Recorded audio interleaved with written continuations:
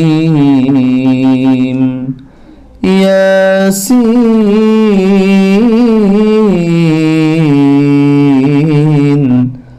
والقرآن الحكيم إنك لمن المرسلين على صراط مستقيم تنزيل العزيز الرحيم لتنذر قوما ما أنذر آباؤهم فهم غافلون لقد حق القول على أكثرهم فهم لا يؤمنون إنا جعلنا في أعناقهم أغلالا فهي إلى الأذقان فهم مقمحون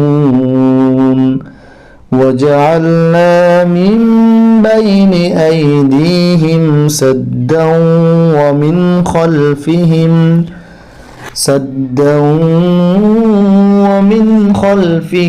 سدا فأغشيناهم فهم لا يبصرون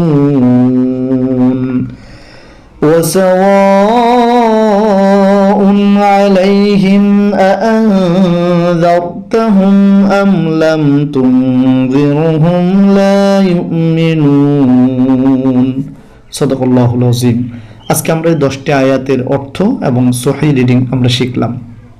প্রিয় বন্ধুগণ, একটি কথা বলে নিতে চাই, সূরা ইয়াসিনের ব্যাপারে কোরআনুল কারীমে অনেক ফজিলতের কথা হাদিসে বর্ণিত হয়েছে। তো অন্যতম একটি ফজিলত হচ্ছে সূরা ইয়াসিন মৃত্যু ব্যক্তির পাশে যদি মৃত্যুসজ্জায় ব্যক্তির পাশে যদি পড়ে, রাসূল বলেছেন এই সূরা ইয়াসিনের বারাকাতে ফজিলতে আল্লাহ তাআলা ওই ব্যক্তির মৃত্যু যন্ত্রণা সহজ করে দেন। সুবহানাল্লাহ। আর এই সূরা ইয়াসিনকে কোরআনের কলব বলা হয়।